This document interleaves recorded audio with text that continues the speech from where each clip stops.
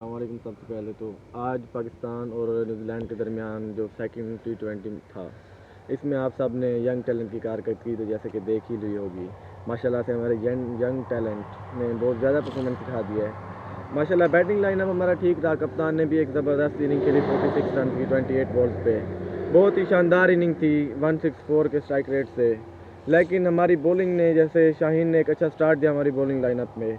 First over मेडिन निकलवाया, team Seifert सामना कर रहे थे 6 बॉल्स पर 0 रन से। बहुत ही अच्छा स्टार्ट मिला हमें। उसके बाद जो मोहम्मद अली ने सेकंड ओवर डाला, उसमें उन्होंने 12 रन कंसीडर किए, जिसकी वजह से हमारा मोमेंटम टूट गया, हमारे हाथों से गेम निकला। उसके बाद शाहीन आए, उन्होंने अपने 2 ओवर्स में 31 रन कंसीडर किए, जिसकी वजह से हम मैच हारे हैं। आई थिंक मेरे ख्याल से हमारी यंग टैलेंट में भी ऐसा कुछ नहीं रखा जो हमारे सीनियर प्लेयर जैसे बाबर आजम और रिजवान माशाल्लाह से इनिंग बिल्ड करते थे।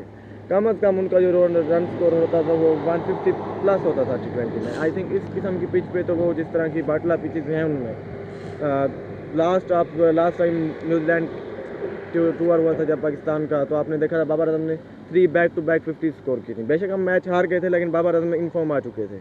तो मेरे ख्याल से तो इस किस्म के जो काम हो रहे हैं, ये टीम मैनेजमेंट जो कर रही है, मेरे ख्याल से बड़े प्लेयर्स के साथ ये ज्यादती है।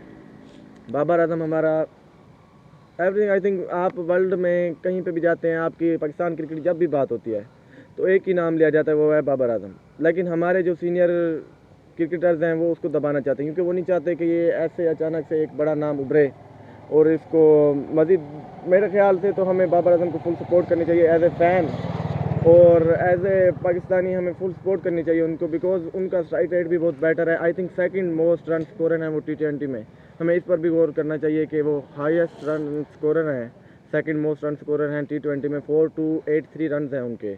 आई थिंक रोहित शर्मा के बाद वही हैं विराट। आई थिंक मैनेजमेंट के इन स्टेप से हमारी क्रिकेट पर बहुत ज़्यादा असर हो रहा है। मोहम्मद हसन नवाज़ को हम देख लेते हैं एज ए ओपनर। उन्होंने अब तक 2 मैचेस खेल लिए हैं, 0 रन है उनका और 6 बॉल्स उन्होंने टोटल खेली। आज के मैच में भी उन्होंने सिर्फ 3 बॉल्स ही खेली और तीसरी बॉल पे एक बड़ी हिट लगाने चाहते थे वो साइड पे, लेकिन नहीं लगा पाए। दूसरी मरतबा उसी जगह पे वो कैच आउट हो चुके हैं। आई थिंक उनको थोड़ा सा, देखिए यंग टैलेंट है, इनको हम कुछ नहीं कह सकते, लेकिन हमारी मैनेजमेंट को थोड़ा सा सोचना चाहिए।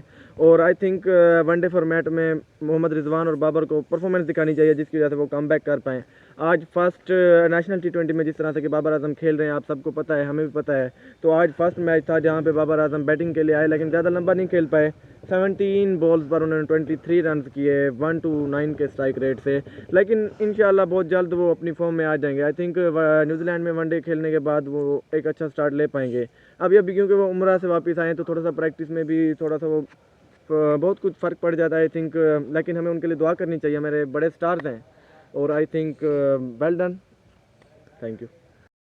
मेरे ख्याल से तो 135 का टारगेट 15 ओवर्स में बहुत कम नहीं था। आई थिंक ये एक डिफेंडेड टारगेट था। आई थिंक 9 रन पर ओवर चाहिए थे, और फर्स्ट ओवर मेड इन होने के बाद तो हमें बहुत ज़बरदस्त स्टार्ट मिल चुका था। लेकिन हमारी बॉलिंग ने जिस तरह से मोमेंटम खोया, आई थिंक जादाद ने अपने फर्स्ट ओवर में 19 रन कंसिडर किए, लेकिन विकेट ले ली। उस विकेट का कोई मतलब नहीं था, हमें उससे कोई फ़ायदा नहीं हुआ। आई थिंक हारिस रऊफ़ ने माशाल्लाह बहुत ज़बरदस्त स्पेल किया आज। उनके 3 ओवर्स में उन्होंने 20 रन कंसीडर किए और 2 विकेटें हासिल की और ज़बरदस्त विकेटें हासिल की। लेकिन हमारे और किसी बॉलर ने हमें उस तरह से मोमेंटम दिया नहीं, साथ नहीं दिया, जिसकी वजह से उनके इस किस्म की बॉलिंग किसी काम नहीं आ सकी। आई थिंक हारिस रऊफ़ बहुत ही बेस्ट बॉलिंग डाल रहे थे, अच्छी लाइन लेंथ पे थी। और शादाब खान ने जो मिस फील्डिंग की, कैच छोड़ा, उसका भी इस मैच में हमारे आई थिंक बहुत किरदार अदा किया उन्होंने। उसकी वजह से हमने लूज़ किया। आई थिंक जो टीम साइफर्ट को अगर चांस ना मिला होता तो कब का मतलब मैच लास्ट बॉल तक जा सकता था। मेरे ख्याल से तो मैच हम जीत भी सकते थे, लेकिन इस किस्म की मिस फील्ड छोटी छोटी चीज़ें ही मैच को हराती है। और हमें देख लेना चाहिए कि आई थिंक ग्लेन फिलिप्स एक बहुत अच्छी मिसाल हैं फील्डिंग में। जिस तरह से उन्होंने चैम्पियन ट्रॉफी में परफॉर्मेंस दी, बहुत ही ज़बरदस्त फील्डिंग करके दिखाई, बहुत ज़बरदस्त कैचेस पकड़े। आई थिंक हमें थोड़ा सीखने की ज़रूरत है वर्ल्ड क्रिकेट से, और कुछ हासिल करने की ज़रूरत है कि आई थिंक हमें कम अज़ कम इतना तो हो ही जाना चाहिए। अब आई थिंक 1998 में हमने लास्ट टाइम वर्ल्ड कप जीता था, ICC वर्ल्ड कप जीता था, CWC। आई थिंक उसके बाद हमने चैम्पियन ट्रॉफी जीती, लेकिन CWC वर्ल्ड कप हम नहीं जीत पाए। ODI क्रिकेट भी हमारी अच्छी नहीं जा रही। चैम्पियन ट्रॉफी में भी हम होस्ट नेशन थे, लेकिन हम सेमीफाइनल तक नहीं पहुंच पाए। आई थिंक हमें इन तमाम कारकर्दगियों के बाद जिस तरह से हमारे कैप्टन को चेंज किया गया, हालांकि हम वनडे फॉर्मेट में चैम्पियन ट्रॉफी हारे हैं, लेकिन हमने T20 का कैप्टन चेंज कर दिया। तो इस किस्म की जब हमारी मैनेजमेंट काम करेगी तो आई थिंक रिजल्ट तो यही निकलेगा कि आज हम दूसरा T20 भी हार चुके हैं। बैक टू बैक 2 T20 हारने के बाद हमने